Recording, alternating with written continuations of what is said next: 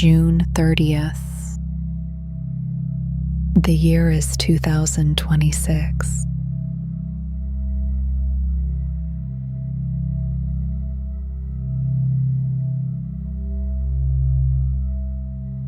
The world is still.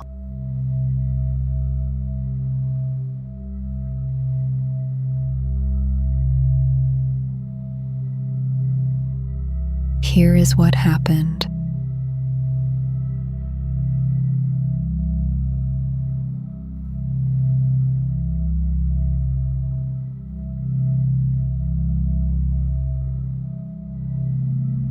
The Supreme Court issued several major rulings on Monday.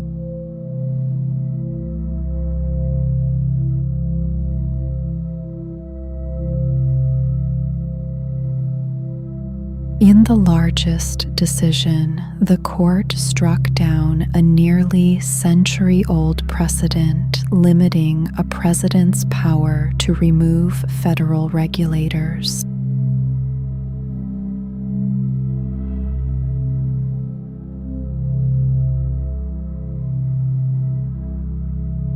The ruling gives the president broad authority to dismiss heads of independent agencies,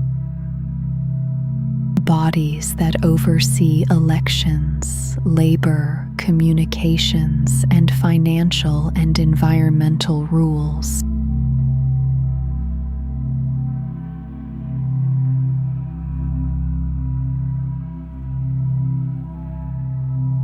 All 6 conservative justices sided with the president. The 3 liberal justices dissented.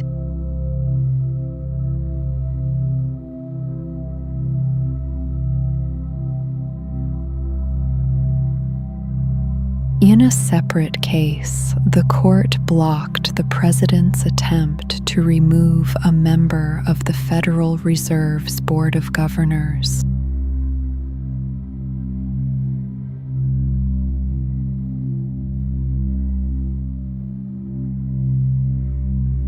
Two conservative justices joined the 3 liberals in that 5-4 ruling.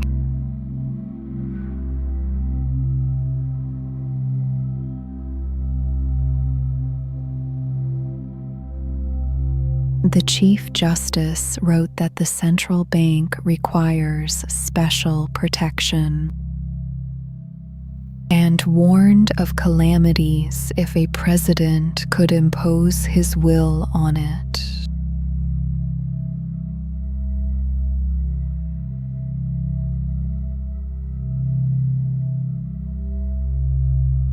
The decisions suggest the court's conservatives may not move as a single block in every case involving presidential power.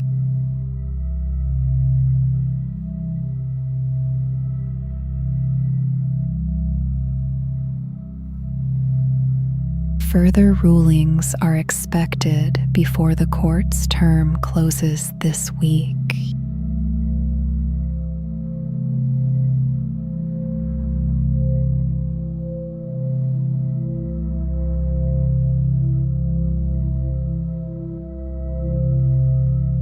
The Supreme Court ruled last week in favor of the administration's effort to end temporary protected status for Haitians and Syrians.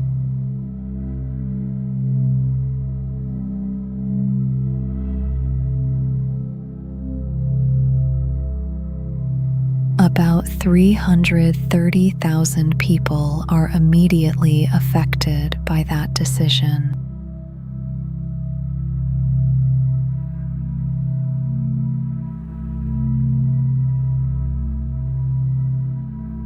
The court also made clear that the Secretary of Homeland Security,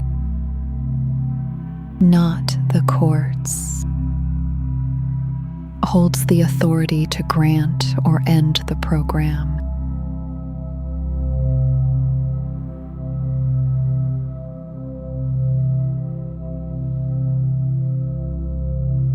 The administration has already terminated the status for 10 countries, affecting more than 1 million people in total.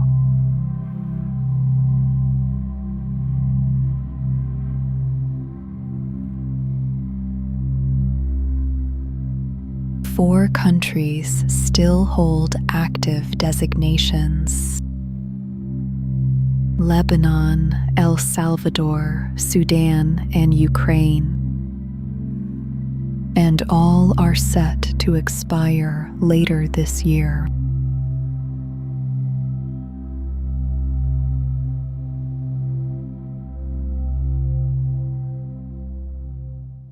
An immigration policy researcher said the program could have no recipients left by the end of this year.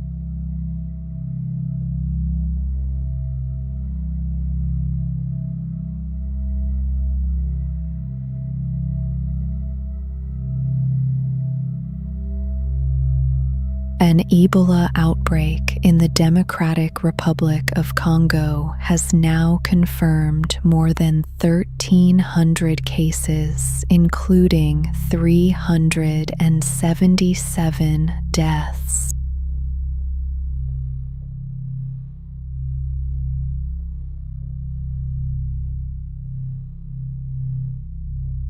The cases have been recorded across 3 provinces in the country's northeast, a region home to about 15 million people.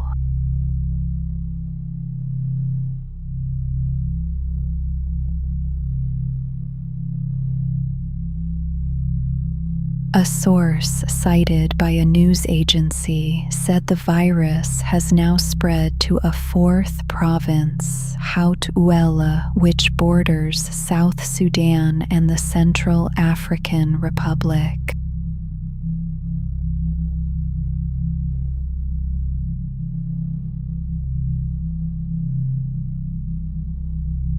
A person traveled there from Ituri, the outbreak's epicenter, and has since died. Authorities are working to trace contacts.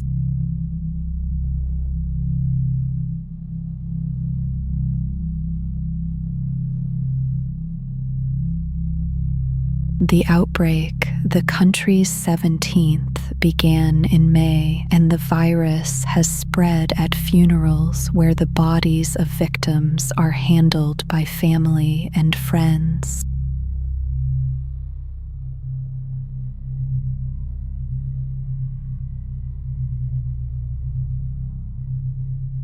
Aid workers say they lack protective equipment, rapid test kits, and medicines, and have faced violence and mistrust from some communities.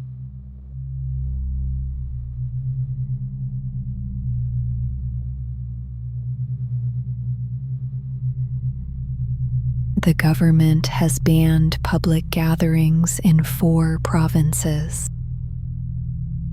Opposition figures say the order is politically motivated as it came ahead of a planned protest.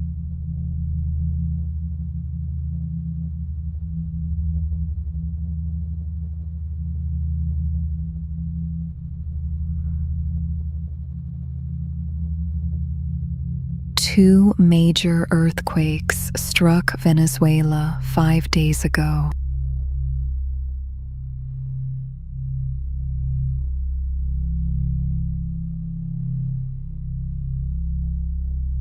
The government says about 1,700 people have died, and the number is expected to rise.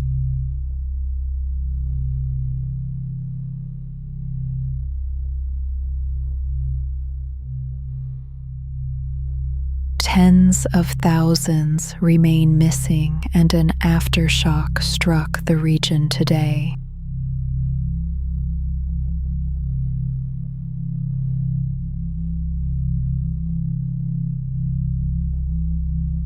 Rescue teams from Turkey and the United Kingdom are working alongside local crews using thermal imaging and trained dogs to search the rubble.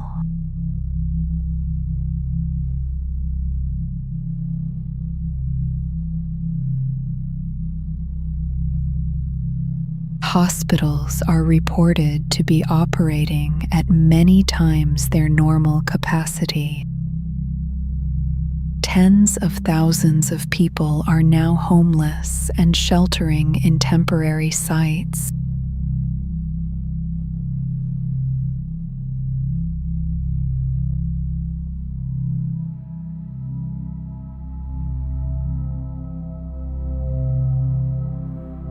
A Chinese billionaire was sentenced to 30 years in a United States prison today.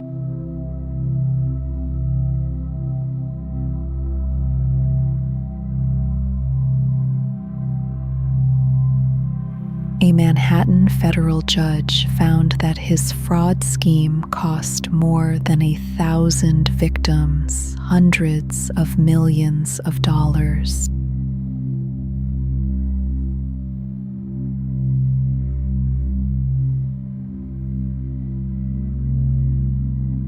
The judge said he preyed on people who hoped to bring democracy to China, taking their money to fund a lavish lifestyle.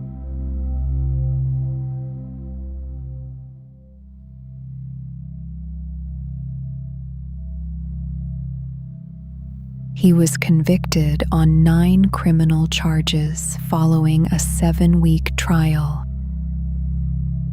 Prosecutors said the fraud ran from 2018 to 2023.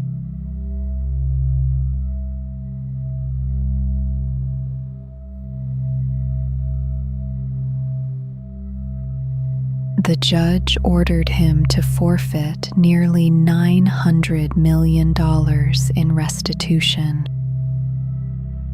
Victims described losing life savings and being shamed by their families.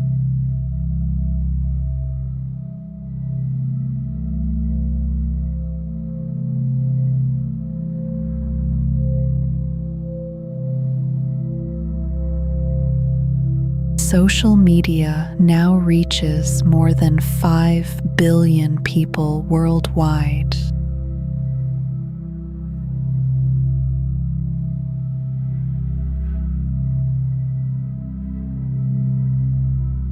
A new report puts the number of active users at about 5.66 billion. More than 68% of the world's population.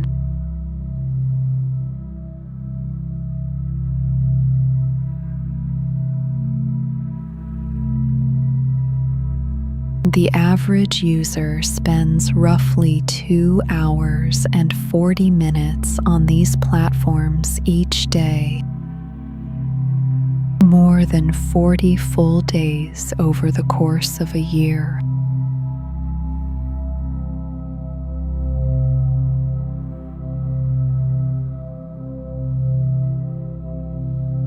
Use is highest in East Asia, where nearly 9 in 10 people are active on social media, and lowest in Central Africa at around 12%.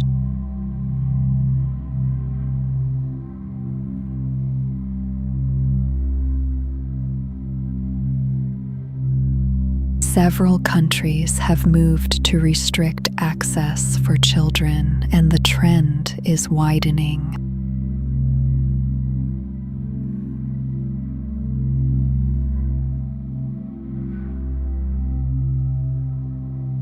Australia was the first to ban social media for those under 16, and Indonesia, Brazil, and Turkey have since passed their own limits.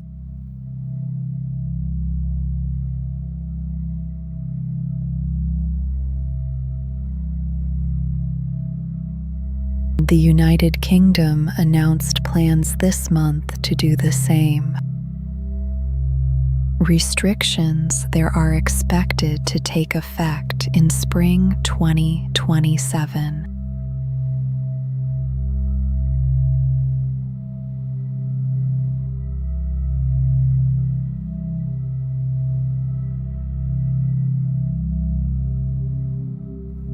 Here is what happened.